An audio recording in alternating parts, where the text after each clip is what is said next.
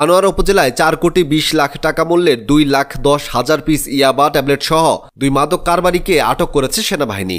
এ সময় তাদের বাসা তল্লাশি করে নগদ 18 লক্ষ টাকা উদ্ধার করা হয়। মঙ্গলবার 3রা ডিসেম্বর দিবাগত রাত 2:30টার দিকে উপজেলার রায়পুর ইউনিয়নের চুন্নাপাড়া গ্রামে এই অভিযান পরিচালনা করা হয়। আটককৃতরা হলেন উপজেলার রায়পুর ইউনিয়নের চুন্নাপাড়া গ্রামের আব্দুস সবুরের ছেলে মোহাম্মদ আবদুল্লাহ আল নুমান ও মোহাম্মদ আবু হানিফ। তারা দুজনেই সহোদর ভাই। সেনাবাহিনীর সূত্রে জানা যায়, গোপন সংবাদের ভিত্তিতে 21 এডি রেজিমেন্ট আর্টিলারির ক্যাপ্টেন নাফিসের নেতৃত্বে অভিযান পরিচালনা করা হয়।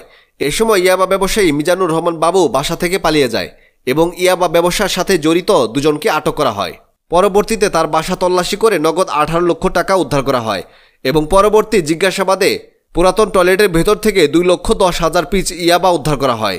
বিষয়টি নিশ্চিত করে থানার officer in charge OC Mohammad Monir Hossain জানান, সেনাবাহিনী কর্তৃক অভিযান চালিয়ে 2,10,000 ইয়াবা এবং নগদ 18 লক্ষ টাকা উদ্ধার করা হয়েছে। তাদের বিরুদ্ধে আইনানুগত ব্যবস্থা শেষে আদালতে প্রেরণ করা হবে। এ সময় তিনি আরও জানান, 5 আগস্টের পর এটাই মাদকের বড় অভিযান।